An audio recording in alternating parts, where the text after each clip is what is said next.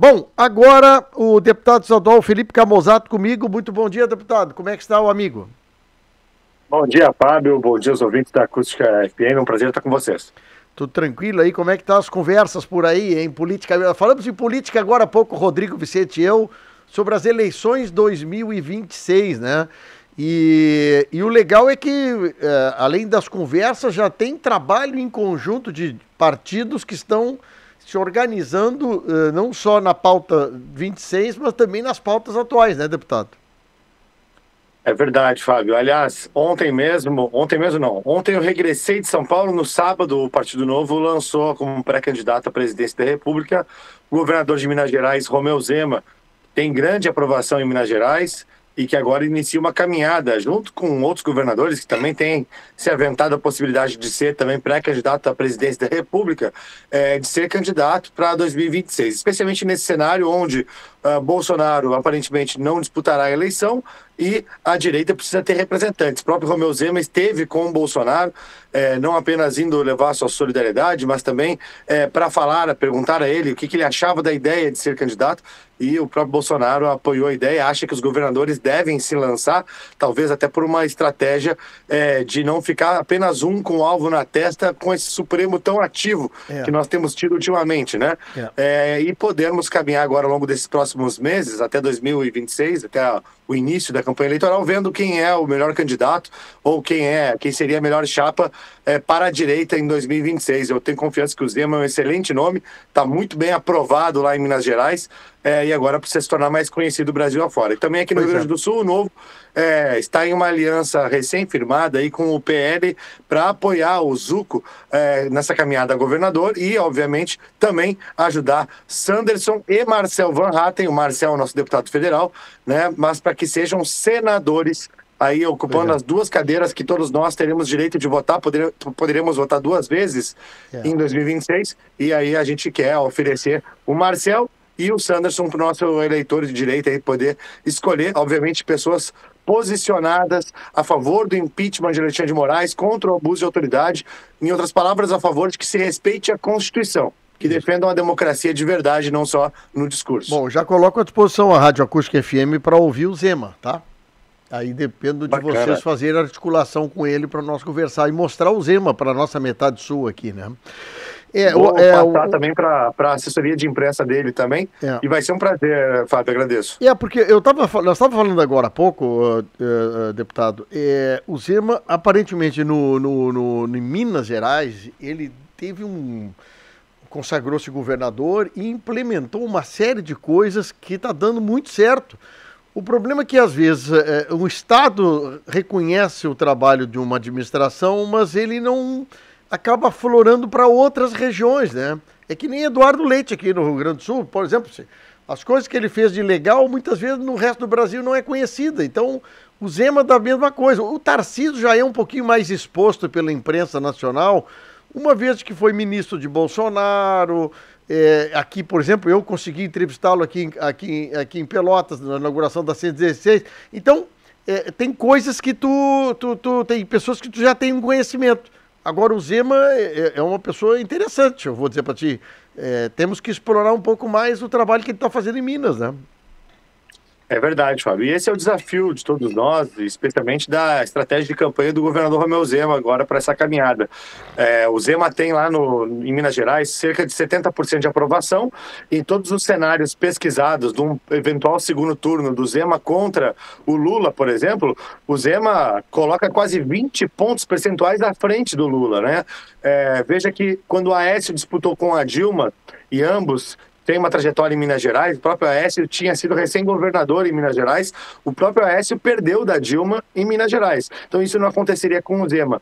E lá, essa aprovação do Zema e essa grande intenção de voto, nós temos que apresentar ele para o Brasil, mostrando justamente a qualidade que tem o Romeu Zema, a viabilidade de vencer o PT, porque afinal de contas a agenda número 1 de todos nós que prezamos pela prosperidade, pela liberdade, pela democracia, é que o PT não siga o seu projeto de poder no Brasil e que nós possamos ter uma alternância de poder, e também, obviamente, levar as boas práticas de Romeu Zema. Lá, o estado de Minas Gerais é um dos estados mais seguros do país, melhorou seus índices de educação, saneamento, melhorou investimentos também, graças também a colocar as contas em dia, coisa que o antigo governador do PT, o Pimentel, tinha deixado o estado quebrado, né? Isso lembra muito também como o Tarso deixou aqui o estado do Rio Grande do Sul para o Sartori. Enfim, uma série de coisas. E quando a gente olha para o governo do estado do Rio Grande do Sul, aí tu falasse do governador Eduardo Leite, Fábio, me parece que o primeiro governo do Eduardo Leite foi um governo mais reformista, que tinha mais ímpeto para governar, talvez ele estivesse mais com vontade, e no segundo governo parece que ele largou o Rio Grande do Sul e foi se preocupar muito mais em fazer propaganda, em ir viajar pelo Brasil falando do que fez no primeiro mandato e tentar se tornar viável a presidenciável aí pelo PSD, que tem também dentro do partido Ratinho Júnior disputando essa vaga. E parece que deixou um pouco o Rio Grande do Sul de lado, a minha impressão, Fábio, nesse segundo mandato, porque a gente não consegue sequer melhorar resultados de educação, a gente teve uma enchente, aí ele vai lá e tenta colocar dinheiro da reconstrução para comprar jatinho, depois faz um documentário de autopromoção, aí depois se mete em polêmica querendo botar dinheiro dos gaúchos em escola de samba do Rio de Janeiro, ou seja, acho que tem uma série de tropeços aí, escorregadas, que são para mim sintomas de que a atenção do governador Eduardo Leite não está no Rio Grande do Sul, está fora daqui. Pois é isso que eu queria lhe perguntar. O primeiro mandato. Eu queria lhe perguntar, deputado Camozzato, a sua opinião sobre esse tipo de exposição que o governo queria dar, de bancar parte de uma escola de samba na Marquês do Sapucaí, no Rio de Janeiro. É uma forma, o senhor entende que a intenção do governo era projetar o governo ou projetar o governador, hein? Olha, é difícil dizer o que seria, né? Aqui no chutômetro, eu diria que pelo andar da carruagem, pelo que a gente tem visto em termos de atitudes do governador, me parece que seu grande adversário é a vaidade. Ele agora estava cantando em Gramado nesse final de semana, ele aparece cantando muitas vezes para cima e para baixo, tocando pandeiro.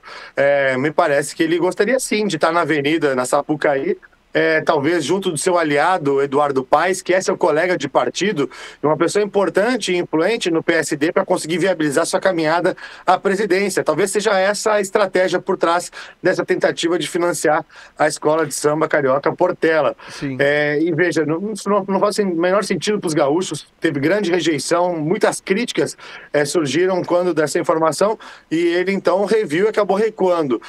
Me parece um erro tão banal para um governador experiente e qualificado que nem o Eduardo Leite cometer, assim como o documentário de autopromoção, ou mesmo as questões anteriores que eu comentei, de compra do jatinho com dinheiro do Fundo da Reconstrução.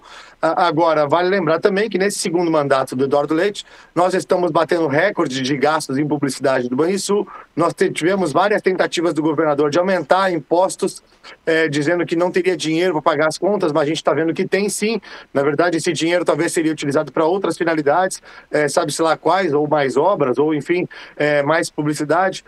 Eu acho que o governador realmente ele está com uma dificuldade de entender a agenda de prioridades do Estado nesse segundo mandato. Sim. E quem sofre e paga essa conta são os gaúchos, porque nós temos muita coisa a ser feita, Fábio, tu sabe mais do que eu sobre isso, que vocês cobrem diariamente para Costa Doce, todos os problemas e dificuldades, que se tivesse mais atenção dos governos, se tivesse mais gente dedicada a projetos de engenharia, se tivesse mais orçamento para executar algumas dessas obras, ou mesmo ajuda a hospitais, a escolas, a gente teria uma situação bem melhor. Eu lhe pergunto o seguinte, para que impeça os governos, ou o governo atual e os próximos governos, a cederem recursos para esse tipo de coisa, tem projeto na Assembleia Legislativa, tem que criar emenda para impedir isso? O que é, hein? Nós fizemos agora recentemente, Fábio, uma emenda que eu apelidei de emenda anti-Portela. Na verdade, eu acho até um desperdício de tempo, o deputado tem que ficar se perdendo tempo em fazer uma emenda que diz o óbvio. O dinheiro público dos gaúchos deveria ser gasto prioritariamente com os gaúchos e também com a cultura gaúcha, ou aquilo que fosse estrategicamente interessante para o Banrisul, que no caso é quem será afetado, conseguir captar mais clientes e seja interesse e estratégia do banco. Eu falo isso porque a gente tem na pauta aí, nos próximos dias, a votação da criação do Instituto Cultural e Social do Banrisul, que o governador anunciou no dia seguinte de ter dado a notícia que não iria investir dinheiro dos gaúchos na Portela. Bom, né, o meu papel enquanto parlamentar é fiscalizar as contas do Poder Executivo, do governador, né, e, obviamente, desconfiar de todos os anúncios para que a gente possa ter certeza de que o dinheiro do Rio Grande do Sul, o dinheiro dos gaúchos, será bem aplicado. E, nesse caso, eu fiz a emenda e apresentei essa emenda para garantir que esse Instituto Cultural e Social Banrisul, por mais que eu possa concordar ou discordar da existência do Instituto com a sua criação, mas uma vez ele sendo criado, que ele tenha limitações a fazer os seus investimentos dentro daquilo que é a estratégia do banco e também dos gaúchos, que seja de interesse dos gaúchos, blindando, obviamente, esses investimentos, por exemplo, em escola de samba do Carnaval Carioca. Aliás, tenho visto muita gente do Carnaval Gaúcho reclamando que se é para dar dinheiro para o Carnaval, primeiro dá dinheiro para o Carnaval aqui das escolas de samba do Rio Grande do Sul, depois se preocupa com a Portela. O problema é que todo mundo está querendo aparecer para o Brasil, né? Então, às vezes aqui em Porto Alegre, ali no Carnaval porto-alegrense é muito simples, sem muito brilho, né? Esse que é o problema, deputado. Bom, mas a gente vai se conversando, então tá aí, ó. E vocês já estão fazendo pautas PL e Novo junto para trabalhos aí na Assembleia Legislativa. Nós temos agora um anúncio agora quarta-feira que é sobre a comissão de investigação sobre os contratos da CE Equatorial e da RGE. Como é que vocês estão se manifestando sobre isso, hein?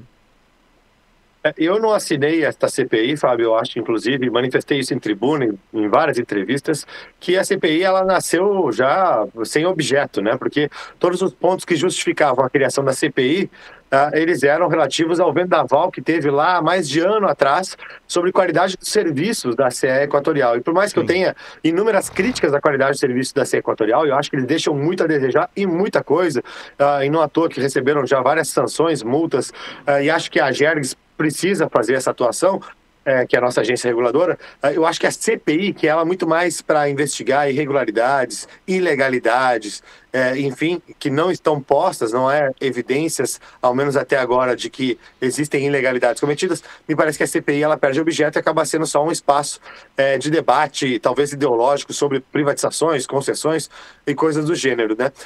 Agora, perguntar se nós, o Novo e o PL já estavam fazendo agendas conjuntas. Nós estamos começando a construir justamente esse diagnóstico do Estado do Rio Grande do Sul, de como é que está o nosso Estado e quais são os passos que nós precisamos dar para que o Estado do Rio Grande do Sul possa ter melhores serviços públicos para a população, possa ter mais prosperidade para as nossas empresas, para quem trabalha aqui, investe aqui, e assim a gente possa ter um futuro melhor para todos nós gaúchos. Afinal de contas, nos últimos 10 anos, perdemos aí dezenas de milhares de gaúchos que foram morar em outros estados porque não encontraram aqui no Rio Grande do Sul uma perspectiva de ficar e sonhar e construir seu futuro e foram procurar em outros estados. Bom, nós precisamos resgatar esse orgulho de pertencer ao Rio Grande do Sul, né, esta vontade de investir e ficar aqui e também resgatar aqueles que se foram para que voltem à sua terra para nos ajudar nesse trabalho de dar a volta por cima, porque afinal de contas o Rio Grande do Sul sofreu sim uma grande enchente de 2024, está reconstruindo, mas mais do que isso, não apenas nós teremos que reconstruir aquilo que foi prejudicado pela enchente ou levado por ela. Nós teremos que reconstruir as condições do Rio Grande do Sul crescer com vigor e sustentabilidade, ou seja, crescer todos os anos de maneira recorrente. Hoje nós ainda estamos muito dependentes do agro, né? Aliás, nosso agro está cambaleando, também precisando de ajuda por conta das estiagens sucessivas que nós tivemos e também por causa da enchente. E olha a dificuldade que os governos têm de ajudar o agro, de sinalizar para o produtor, né, para que possa plantar a próxima safra, por exemplo, mas a gente não pode ficar só dependendo da boa safra. Nós temos também que ganhar mais diversidade nas nossas indústrias, na nossa economia, conseguir ser mais competitivo para atrair investimentos e assim a gente poder ter sempre, cada vez mais, um crescimento econômico que no final do dia significa mais salário no bolso das pessoas, mais condições de consumir melhores produtos, melhorar sua qualidade de vida e, obviamente, ter aqui no estado um futuro mais próspero. O que eu acho muito fraco é essa estrutura da Jerx. Para mim é uma coisa que não funciona, é um custo brutal de salários e coisa, e uma coisa que não funciona. Não vê reação, tu não vê temor por parte das empresas, né, sobre esse assunto. Bom, deputado, seguimos juntos aí, qualquer coisa nos chama aí para nós conversar. Tá bem, Fábio, prazer falar.